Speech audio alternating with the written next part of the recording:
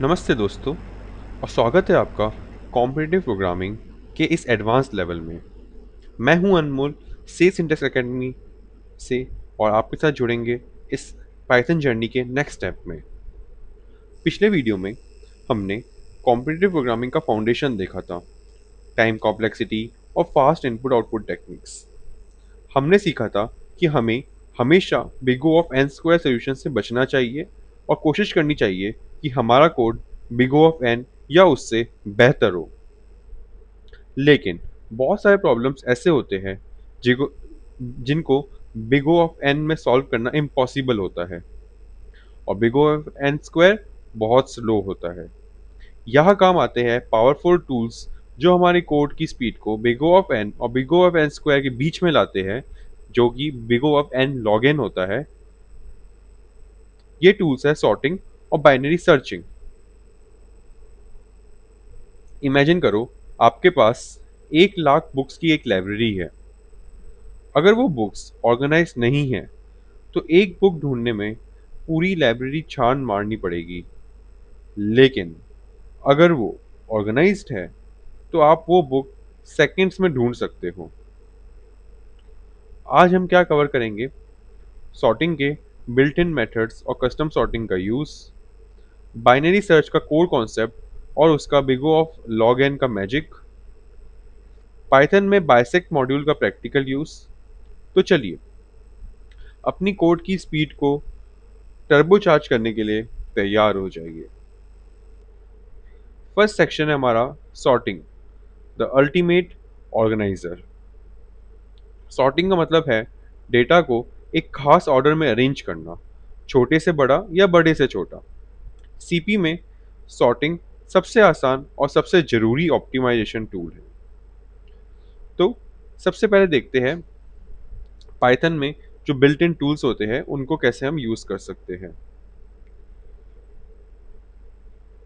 Sorting,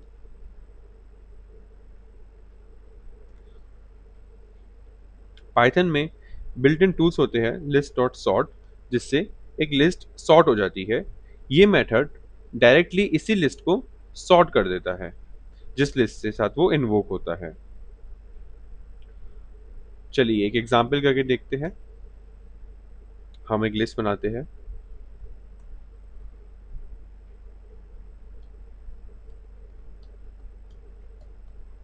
ये एक list है जो कि अनसॉर्टेड है और किसी भी डायरेक्शन से सॉर्टेड नहीं है। अब इसको पहले प्रिंट करते हैं, देन इसको सॉर्ट करते हैं, देन अगेन इसको प्रिंट करते हैं। जब ये बिना किसी आर्ग्यूमेंट के कॉल होता है तो ये असेंडिंग ऑर्डर में सॉर्ट करता है, और अगर इसको डिसेंडिंग ऑर्डर में सॉर्ट करना हो तो हम डेटा सॉर्ट सॉर्ट यहाँ पे एक आर्ग्यूमेंट देते हैं जो होता है reverse is equals to true, print data.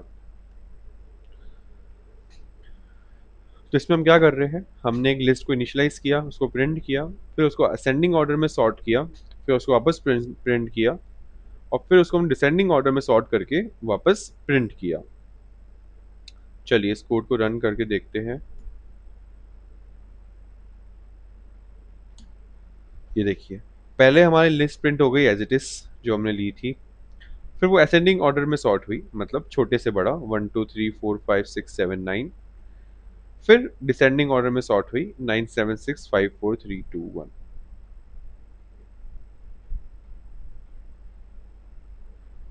इसको बोलते हैं पाइथन के इनबिल्ट फंक्शन यूज करके सॉर्ट करना। अब मान लो हमको उसी लिस्ट को चेंज ना करना हो और हमें एक नई लिस्ट बनानी हो, तो हम कैसे करेंगे? तो हम यहाँ पर लगाएंगे असेंडिंग सॉर्ट, लिस्ट बनाते हैं और हम यूज करेंगे सॉर्टेड फंक्शन जो कि लिस्ट को एज अ आर्ग्यूमेंट लेता है।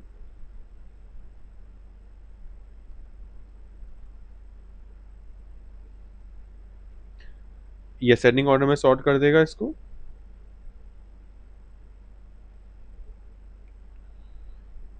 अब इसको मैं प्रिंट करके दिखाता हूँ आपको। इसको हम असेंडिंग सॉर्ट को यहाँ पे प्रिंट कर देते हैं।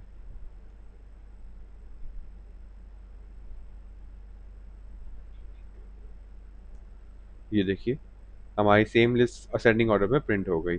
अगर मैं यहाँ पे डेटा प्रिंट कर दूंगा तो जो ओरिजिनल लिस्ट थी वही वापस से प्रिंट हो जाएगी, बिकॉज अब वो जो सॉर्टेड लिस्ट है वो इसमें स्टोर हो रही है, तो हमें इसको प्रिंट करना पड़ेगा।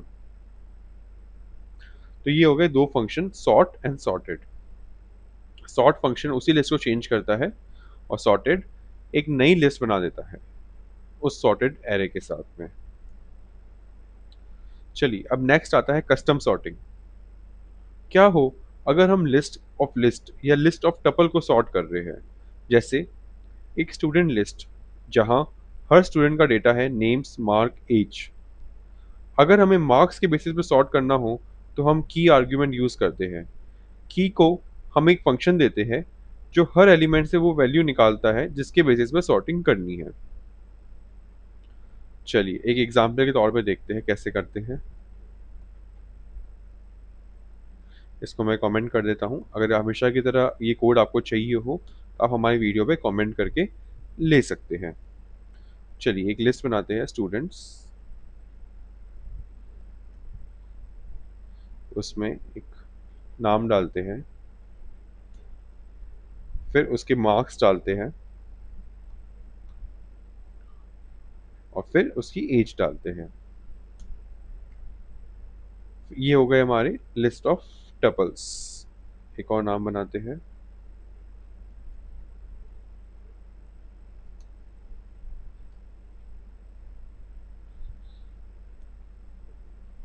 और एक नाम और ले लेते हैं।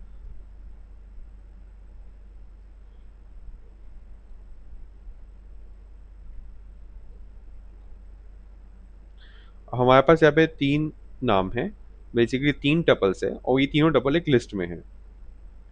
अब now we need to sort it based on index one जो मार्क्स रिटर्न करता है। तो हम कैसे यूज करेंगे स्टूडेंट्स डॉट सॉर्ट, यहाँ पे जिसमें हमको स्टोर करना है उसको हम लेंगे लैम्डा फंक्शन में। अगर आप लैम्डा फंक्शन नहीं पता क्या होता है तो हमारे पुराने वीडियोस जाके देखिए। अब जो इंडेक्स है वो कौन सी पोजीशन पे है, मार्क्स फर्स्ट पोजीशन पे है, तो हमने यहाँ पे वन लिख दिया इसको। तो यहाँ पे हमने क्या किया, हमने जो की थी उसको स्टूडेंट फंक्शन का, स्टूडेंट लिस्ट का फर्स्ट इंडेक्स एलिमेंट बना दिया। अब अगर मैं इसको प्रिंट करता हूँ, जो हम फॉर लूप में कैसे हमने प्रिंट करना सीखा था,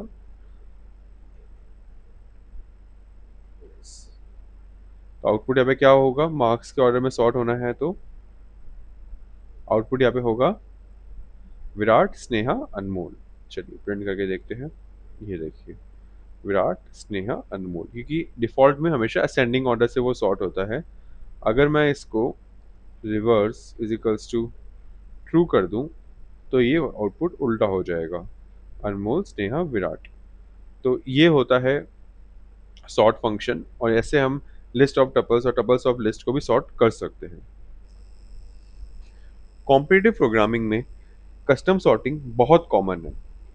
जब भी आप डेटा स्ट्रक्चर्स जैसे टपल या ऑब्जेक्ट्स पर काम करते हैं तो आपको ये की इजिकल्स टू लैम्डा की ट्रिक याद रखनी है।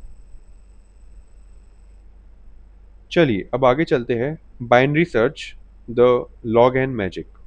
अब देखते हैं बाइनरी सर्च हम कैसे इम्प्लीमेंट कर सकते हैं।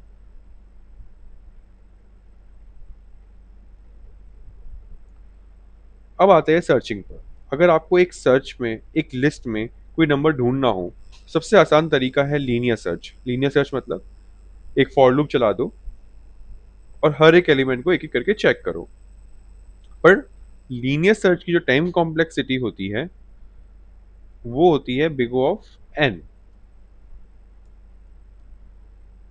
Where n is length of list. पर हमें क्या करना है, बाइनरी सर्च करना है जो कि है बिग O ऑफ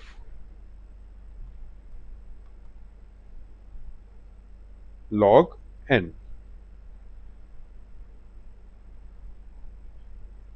अब देखते हैं बाइनरी सर्च कैसे होता है। बाइनरी सर्च की एक सबसे इंपॉर्टेंट कंडीशन होती है। वो कंडीशन क्या होती है?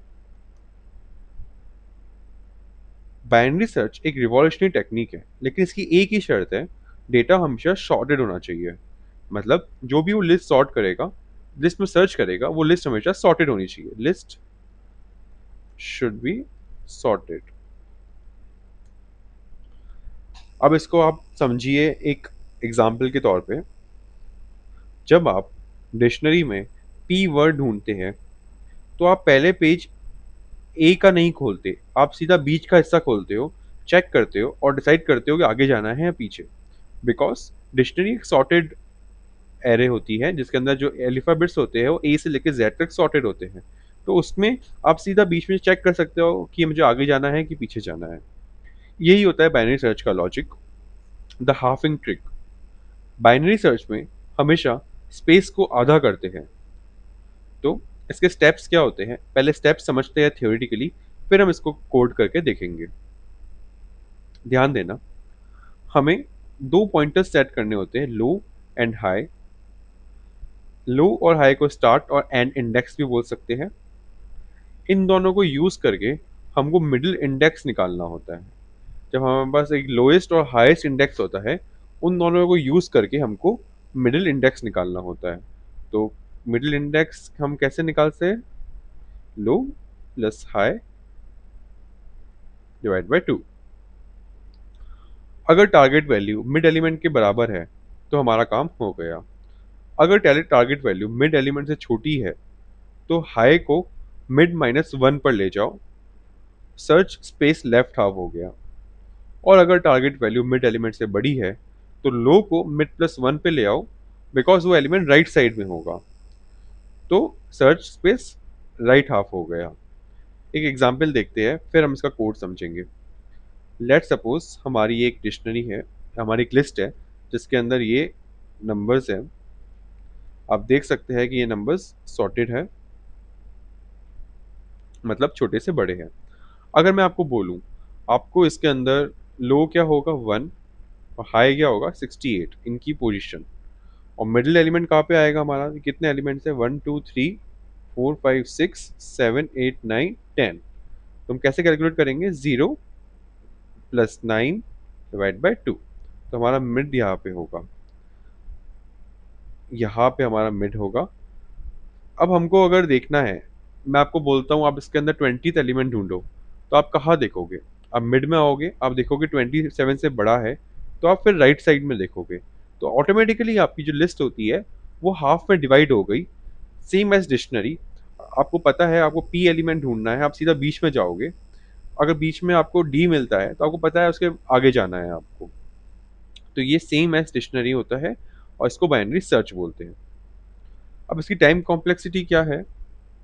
हर स्टेप में सर्च स्पेस आधा होता जाता है, इसलिए 1 लाख एलिमेंट्स को चेक करने में सिर्फ 17 से 18 स्टेप्स लगेंगे। ये big O of log n है। चलिए अब एक ऑन स्क्रीन एग्जाम्पल से कोड करके देखते हैं, तो ज़्यादा क्लैरिटी मिलेगी। एक फंक्शन बनाते हैं हम बाइनरी सर्च का।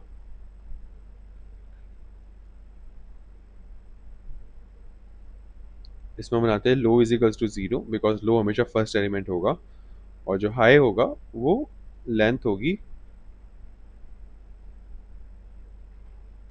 लिस्ट की, उससे एक कम होगा, बिकॉज वो लास्ट एलिमेंट कहलाता है। अब हमारा एक इंटर पे कंडीशन होती है, while low is less than equals to high. हमें मिड कैलकुलेट करना है। ये low less than equals to high क्यों करते हैं? टू मेक श्योर कि हमारा डिक्शनरी, हमारी जो लिस्ट है आउट ऑफ बाउंड्स नहीं जाए।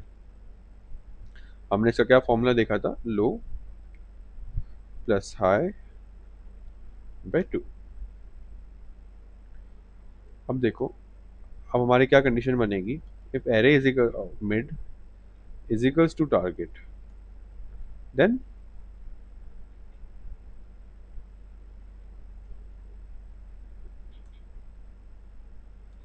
Return mid. मतलब हमें को पोजीशंस मिल गई। We found the element, return index. But ऐसा नहीं होता। एल एफ कंडीशन जो होगी हमारी, array of mid is less than target, तो क्या करेंगे हम, हमारा एलिमेंट टारगेट से बड़ा है, मतलब हमें राइट साइड जाना है, तो low is equals to mid plus one. और अगर अब भी नहीं मिला तो एल जो लास्ट ब्लॉक है, high is equals to mid minus one. और अगर फिर पूरे कंडीशंस के बाद भी हमें नहीं मिलता है तो हम माइनस वन रिटर्न कर देंगे, मतलब हमें एलिमेंट मिला ही नहीं। चलिए अब एग्जाम्पल के तौर पे देखते हैं कैसे होता है। एक हम लिस्ट बनाते हैं, यही लिस्ट हम बना लेते हैं, 1,2,3,7।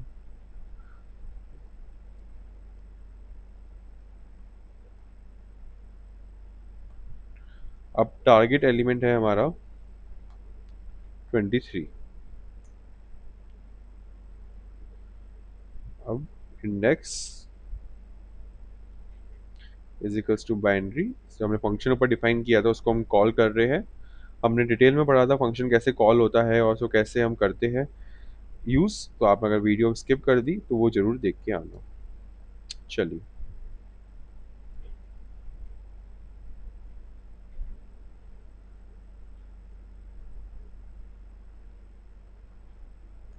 अब हम यहाँ पे प्रिंट कर देते हैं हमारा target found at index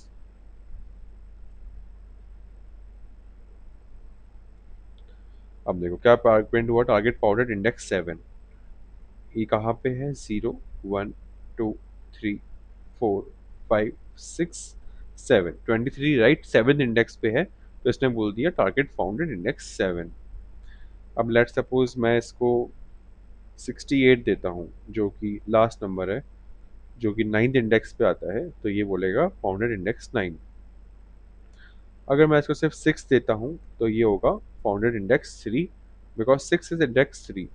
but अगर मैं इसको 60 देता हूँ जो लिस्ट में है ही नहीं, तो ये आएगा -1, क्योंकि हमारा रिटर्न -1 था जब अगर इंडेक्स हमें नहीं मिलता था।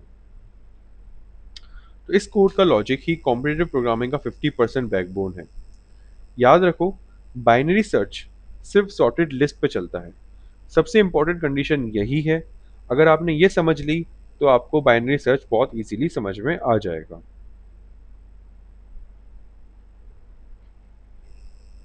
सीपी में हम अक्सर बाइनरी सर्च को खुद से इम्प्लीमेंट नहीं करते, क्योंकि पाइथन हमें एक बिल्ट इन मॉड्यूल देता है जो और भी फास्ट और रोबस्ट है। इसका नाम है बाइसेक्ट। चलिए इसको मैं कमेंट कर देता हूँ। अगर आपको ये कोड चाहिए तो आप यूट्यूब कमेंट पे हमको बताना।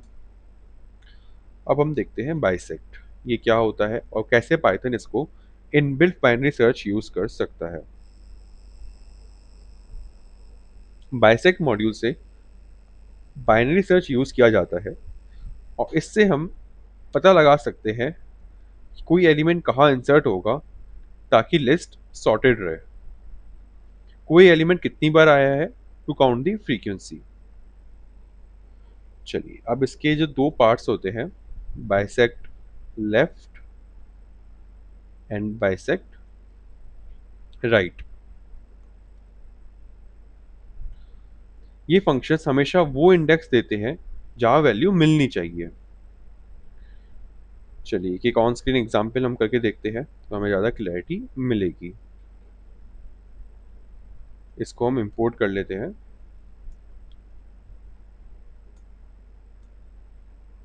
एक सॉर्टेड लिस्ट बनाते हैं क्योंकि जो बाइनरी सर्च को हमेशा सॉर्टेड लिस्ट चाहिए होती है।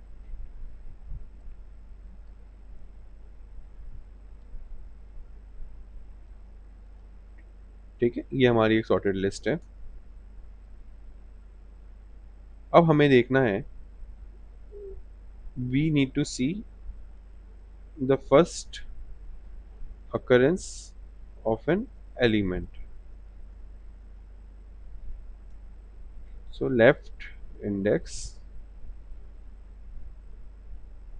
is equals to bisect dot bisect left. इसमें हम अपनी सॉर्टेड लिस्ट दे देंगे, कॉमा 20। तो अब इसको प्रिंट कर लेते हैं। और अगर लेट सपोज हमें we need to find the right, we need to find the last occurrence,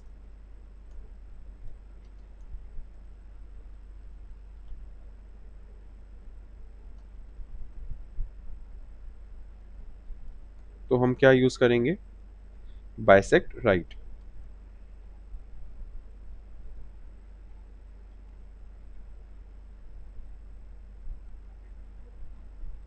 इस सेम जो हमारे सॉर्टेड लिस्ट और हमारा टारगेट इनपुट होगा, प्रिंट राइट इंडेक्स।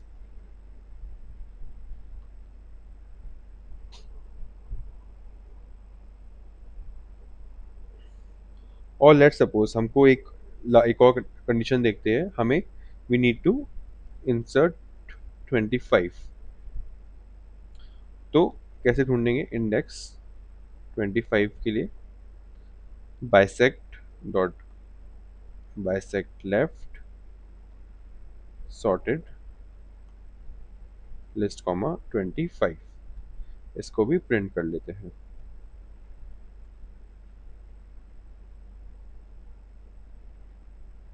चलिए, अब हमारा क्या आउटपुट आया, सबसे पहले आया 1, बिकॉज सबसे पहले 20 1 पे आता है, फर्स्ट इंडेक्स पे आता है। फिर आया 3,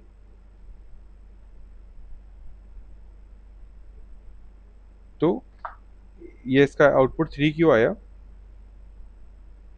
बिकॉज जहाँ 20 का लास्ट अकरेंस खत्म होता है, डेट्स मीन 20 कहाँ पे खत्म हो रहा है, थर्ड इंडेक्स पे 20 खत्म हो जा रहा है, क्योंकि थर्ड इंडेक्स पे 30 आ जाता है, तो 20 सिर्फ सेकंड इंडेक्स तक है। तो हमें इन दो से क्या पता चल गया कि 21 से स्टार्ट होके 3 पे खत्म हो रहा है, मतलब 20 की अकरेंस 2 टाइम्स है। अगर हमें कोई बोले कि फ्रीक्वेंसी काउंट करो, तो हम इजीली इन दोनों को सब्ट्रैक्ट करके बता सकते हैं कि 20 दो बार आता है इस लिस्ट में, अगर हमें लिस्ट देखी ना हो तो। और फिर लास्ट है 25, अगर हमको इंसर्ट करना हो तो हम कहाँ इंसर्ट करेंगे, हम इंसर्ट करेंगे इसको थर्ड पोजीशन पे। थर्ड पोजीशन में अगर हम इसको इंसर्ट करेंगे तो हमारी लिस्ट सॉर्टेड रहेगी। तो ये होते हैं 3 तरीके कैसे हमने फ्रीक्वेंसी फाइंड करी। फ्रीक्वेंसी फाइंड करना ये सीपी की एक बहुत क्लासिक ट्रिक है, जहाँ पे हम राइट इंडेक्स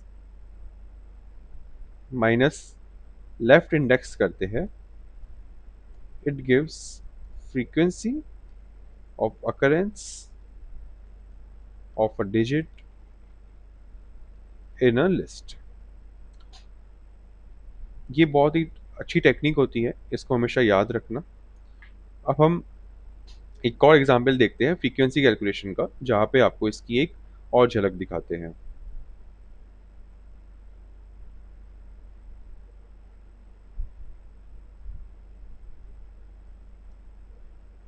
चलिए, अब हमारा लिस्ट है एक नंबर्स की, जिसके अंदर है 5,5,10,10।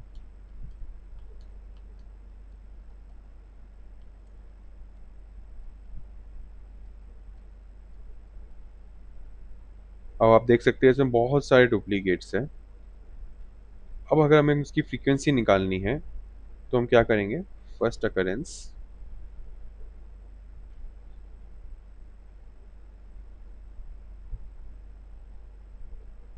एक फंक्शन बनाते हैं हम फ्रीक्वेंसी निकालने के लिए,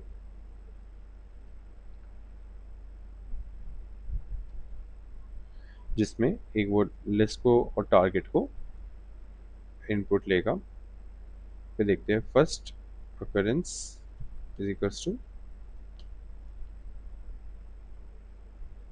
हमने जो इंपोर्ट बाइसेक्ट किया था उसको वापस इंपोर्ट कर लेते हैं, क्योंकि हमने ऊपर वाला कोड कमेंट कर दिया। Bisect dot bisect left array comma target. Second occurrence कैसे निकालेंगे, last occurrence sorry, is equals to bisect dot bisect right comma array target. इससे हमारी लास्ट अकरेंस आ जाएगी। अब हमको रिटर्न क्या करना है, last occurrence minus first occurrence. चलिए अब देखते हैं हमारा प्रिंट फ्रीक्वेंसी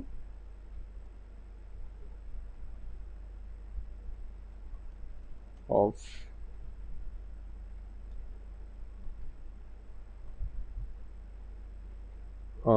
10 की फ्रीक्वेंसी देखते हैं, is equals to find frequency. इसमें हमारे दो एलिमेंट्स क्या थे, लिस्ट कॉमा